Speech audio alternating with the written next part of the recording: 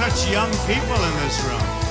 This is a young group of people, right? I'll tell you what, and I want to thank High Point because it's a great school. Great school. Thank you.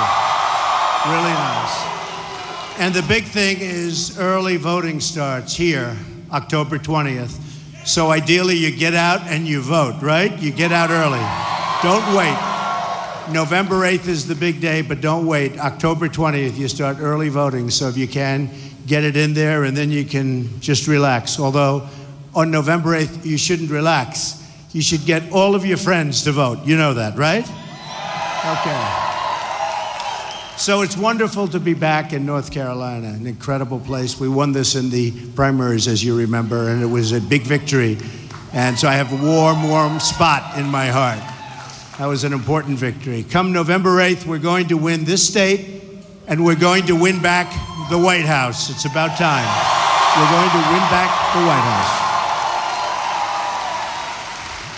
And we're going to bring back your jobs, which have been ripped out of our country.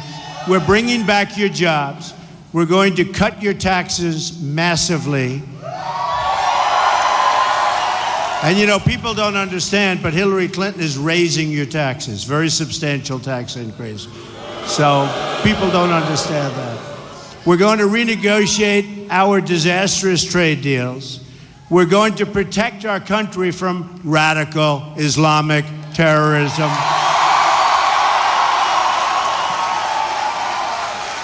That one's not even close.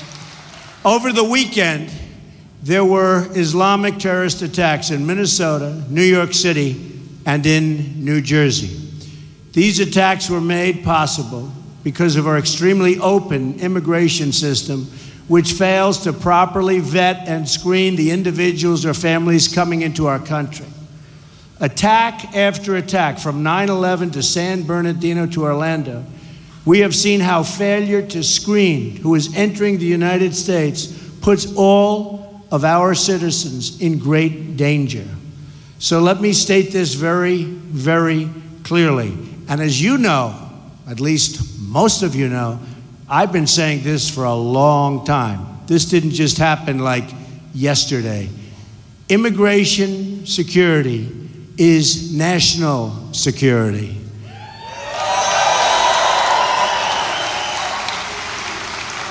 Now, I assume she'll be changing this, but you know what's been happening. My opponent has the most open borders policy of anyone ever to seek the office of presidency. It's not even close. As Secretary of State, she allowed thousands of criminal aliens to be released into our communities because their home countries wouldn't take them back. They were too bad. They didn't want them. So we took them. Now Obama wants to bring in, as of 2 days ago, an additional 110,000 refugees. And Hillary wants, I mean, honestly, it's hard to believe. And Hillary wants a 550% increase in Syrian refugees. Altogether, Hillary Clinton's plan would bring in 620,000 refugees in her first term alone, with no effective way to screen or vet them. Her plan would cost $400 billion in terms of lifetime welfare and entitlement costs. This isn't just a matter of terrorism, but also a matter of quality of life. And many of you are just starting off on this incredible journey, and it is about quality of life, and it's about safety. It's about safety. It's very important.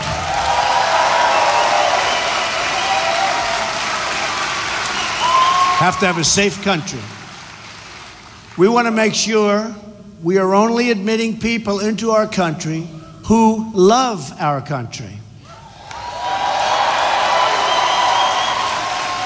My highest duty as president is to protect our citizens and to uphold the Constitution of the United States. I will honor that duty to the fullest extent every single day, and I will never waver in that sacred obligation. It's just a plain fact that our current immigration system makes no real attempt to determine the views of the people entering our country. We have no idea who they are, what they think. Since 9/11, hundreds of immigrants and their children have been implicated in terrorism and terrorist-related activity within the United States. Now we learned that another 858 immigrants, this is just the other day, from dangerous countries have slipped into our country and been granted citizenship despite the fact that they were supposed to be deported. They probably pressed the wrong button on a computer. So they were supposed to be deported and they were given citizenship. Welcome to America.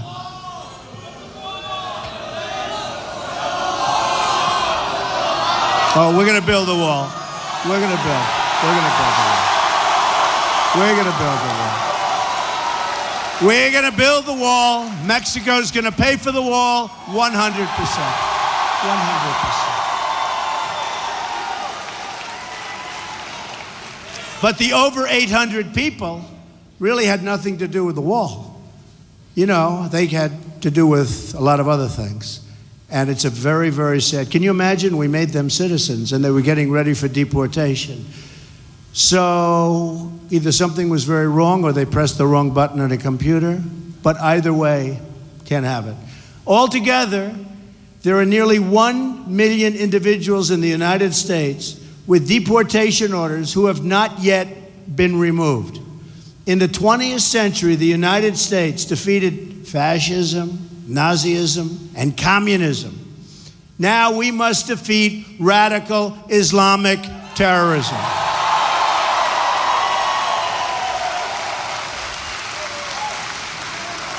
Yet my opponent won't even say the words radical Islamic terror. In fact, Hillary Clinton talks tougher about my supporters than she does about Islamic terrorists. She calls the patriotic Americans who support our campaign, many of them cops and soldiers, deplorable and irredeemable. Has she ever talked that way about radical Islam or about those who oppose and murder women and gays overseas? No. Has Hillary Clinton ever called people who support these practices deplorable or irredeemable? No. In many countries overseas, non-believers face the death penalty. Whether it's Hillary's condemnation, I mean, where is it? Where is her condemnation of these people? Where is her condemnation of these countries? Let's ask Hillary how many people who subscribe to radical Islamic views and support the oppression of non-believers would you call deplorable or irredeemable? That's a terrible word that hasn't been reported, but that was a word that she used. Are those words reserved only for hardworking Americans that truly, truly support us and truly love our country? Seems that way. America can never elect a president like Hillary Clinton, who apparently, with her choice of words, thinks that the decent American citizens are a bigger threat than radical Islam. Can't do this. Anyone who cannot name our enemy is not fit to lead this country. Remember.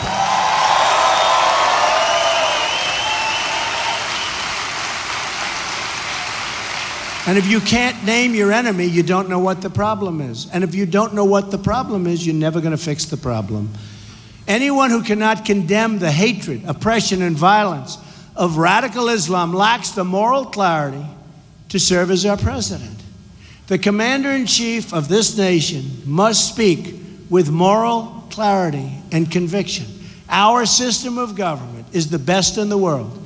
And as your president, I will defend our values and speak out against those who assault our values in any way, shape, or form. Right? It's also time to remember one very important word: accountability. All this disaster with ISIS happened on Hillary Clinton's watch. Happened with her. Her bad judgment, her bad decision-making, her policies in Iraq and Libya and Syria are responsible for the rise of ISIS. Her attacks on me are all meant to deflect from her record of unleashing this monstrous evil upon us. You ever notice all she does is attack me constantly? Attack. Everyone says you should never, if you're successful, never run for political office. But that's the kind of person you need. Hate to tell you that, that's what we need. But they've always said, all of my life, I've heard if you're successful, never run for political office. But it's time. We have to bring our country back. We have to make our country great again. We have to do something because it's not working right now the way it is. Her timetable, and it's, this is so true. Her timetable and withdrawal from Iraq, her push for regime change in Libya and Syria, her open border policies. These are the actions that unleashed the ISIS disaster. So she will say and do anything to distract from that record of total failure. And let's see how much she changes her policies over the next couple of days. Because she's been for open borders, she's from people pouring in from Syria, she's from all of these things. I think it's getting very hard for anybody that's rational or even sane. If you look at it, how can people believe this way? How can they do that? How can people believe this when they see what's happening all over the world? Look at Germany. Look at what happened to Merkel in the recent election. Look at what's going on. We have to use common sense. We have to be smart. We have to be tough. We have to be vigilant. Her claim that my opposition to radical Islamic terrorism is a recruiting tool. So how does that have to do with, I'm being tough? Why is that a recruiting? I'm much tougher than her on this horrible situation. But she goes around saying it's a recruiting tool. Somebody gave her that from Madison Avenue. You know what, Madison? That's advertising. They gave her that they said, let's call it a recruiting tool. But why? Because I'm tough? It's a recruiting tool?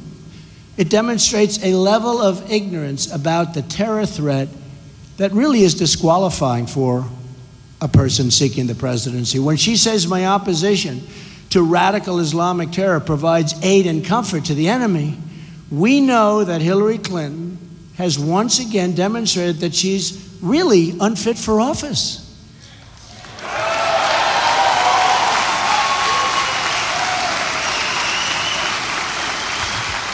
Her comments are not only reckless, but beneath the dignity of the office that she seeks. ISIS is torturing, murdering, executing, and exterminating people in a campaign of genocide.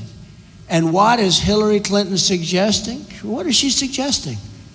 You know what she said. Let's let more people come in. That we should censor our vocabulary so as not to upset these butchers.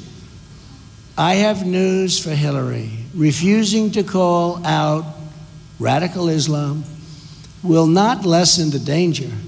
It will only increase and embolden the danger, just like we have seen during her disastrous and failed term as Secretary of State. It emboldens them.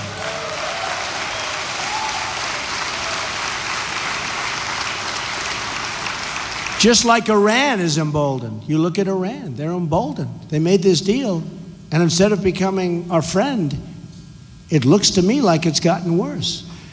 The rise of ISIS is Hillary Clinton's foreign policy legacy. One of them, many others that are not good.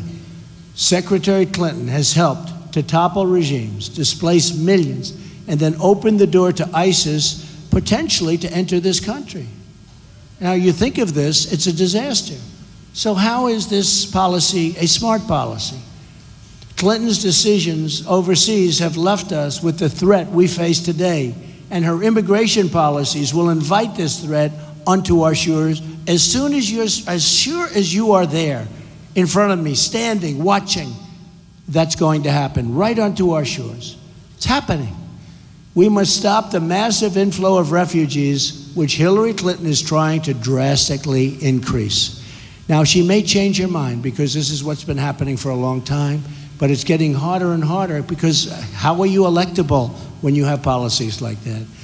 We should temporarily suspend immigration entirely from regions where safe and adequate screening, and I mean extreme vetting, cannot occur. right? Pew polling shows that in many of the countries from which we draw large numbers of immigrants, extreme views about religion, such as the death penalty for those who leave the faith, are commonplace. The death penalty. It's the job, and really, of government to admit those, and only those, who we expect to succeed and to flourish here and become part of our incredible country and home.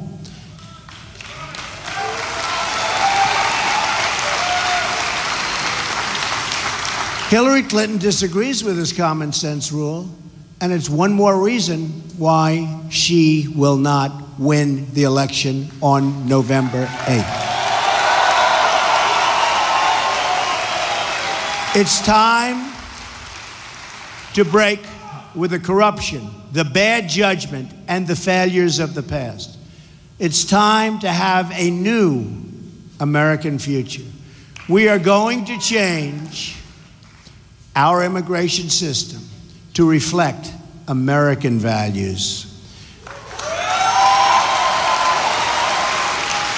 We're going to stop the policy of regime change overseas and instead focus on working with our allies on a military campaign to utterly destroy ISIS and defeat Islamic terrorism. This will not only require military warfare, but also financial warfare, cyber warfare, and ideological warfare. But to win this struggle, we need to be strong at home. We're going to rebuild our country. Our infrastructure is a disaster. Our country is a mess with $20 trillion in debt. Think of it, $20 trillion. At the center of the effort will be, in fact, the rebuilding of our inner cities. Nearly 4 in 10 African-American children live in poverty, including 45% of African-American children under the age of 6. Think of that. 58% of African-American youth are not working. Violent crime rose in America's 50 largest cities last year. It went through the roof. Homicides are up nearly 50% in Washington, D.C., and more than 60% in Baltimore. More than 3,000 people have been shot in Chicago since January. Think of that, since January, 3,000 people. That's like worse than the war-torn nations that you're looking at. That's worse than Afghanistan. The schools are failing. The jobs are leaving, and millions are trapped in poverty.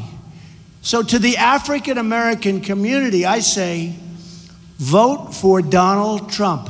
I will fix it. I will fix it.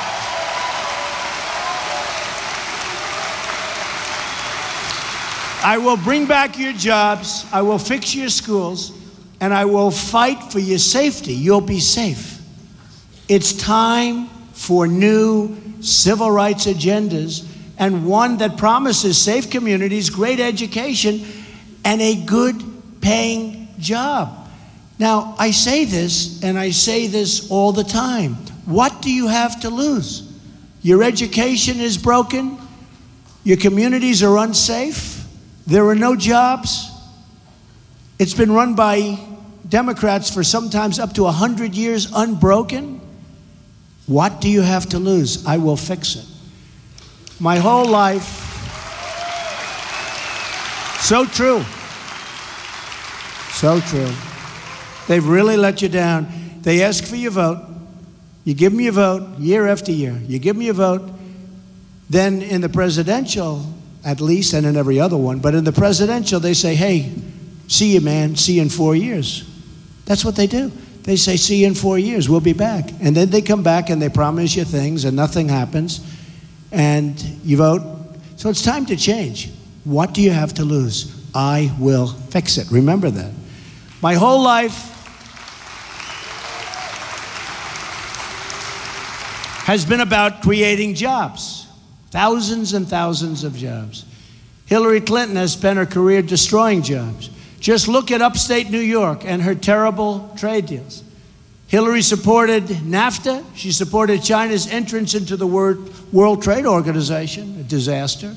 And she supported the job-killing deal with South Korea that helped make them a fortune, and us, we lost jobs, we lost factory, we lost money. The South Korean deal was supposed to create 70,000 jobs. Instead, we lost 100,000 jobs, and our trade deficit with South Korea has more than doubled. These are the deals we make. Next, Hillary Clinton wants to approve the Trans-Pacific Partnership.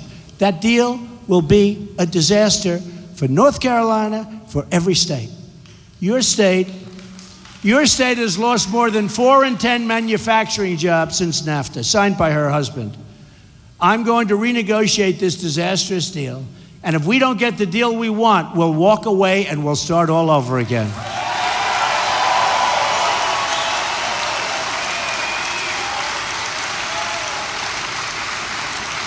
Our trade deficit with the world is nearly $800 billion a year. Think of that, $800 billion. You almost say, who's negotiating these deals? We have a trade deficit worldwide of almost $800 billion. This is really the economic legacy of Hillary Clinton. Now, 4 more years of Obama, 4 more years of Clinton, you can't do it. You can't do it. People aren't going to take it. But we're going to turn it all around. My economic agenda can be summed up in 3 very beautiful words: jobs, jobs, jobs.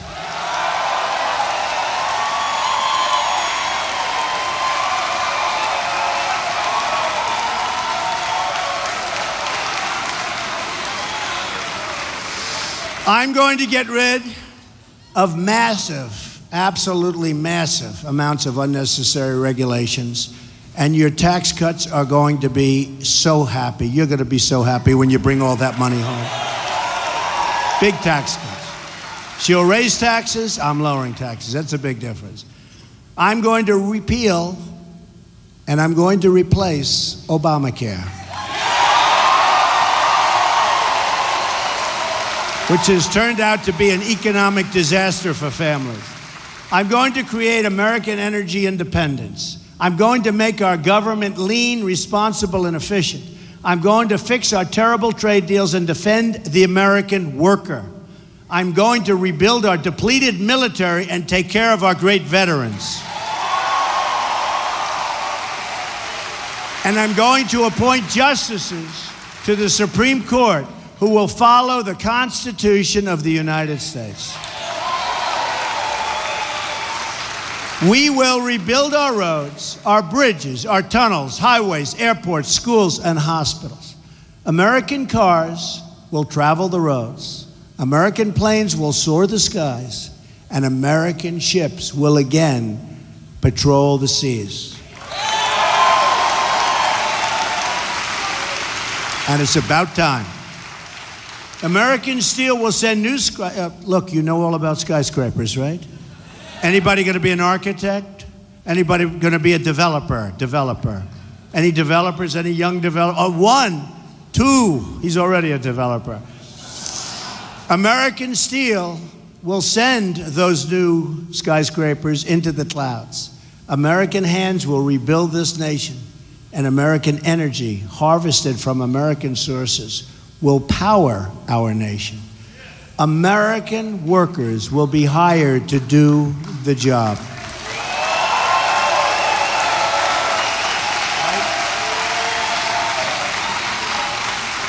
We will put new American steel into the spine of this country. I will fight for every neglected part of our nation, every single part of this great nation. And I will fight to bring us together as one American people. Imagine what our country could accomplish if we started working together as one people under one God, saluting one flag.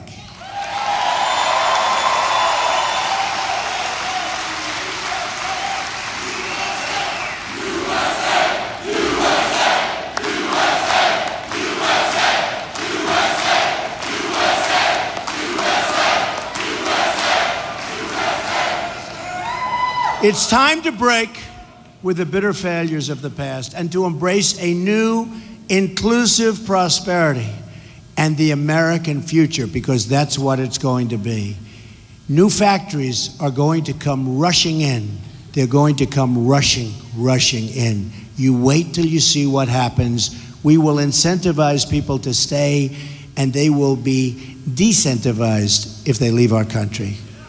They're not going to just come out, fire all our people, build product outside of the country, and sell it into our country so easily. It's going to be a whole different ballgame. And now they'll say, you know what? I think we're not leaving. That's what's going to happen. Once more, we will have a government of, by, and for the people. Right? We will make America wealthy again. And save your Social Security, which you people are a long ways away. We will make America strong again. We will make America safe again. And we will make America great again. God bless you. God bless you, and thank you. Thank you. Get out and vote November 8th. Get out and vote. And October 20th. Thank you, everybody.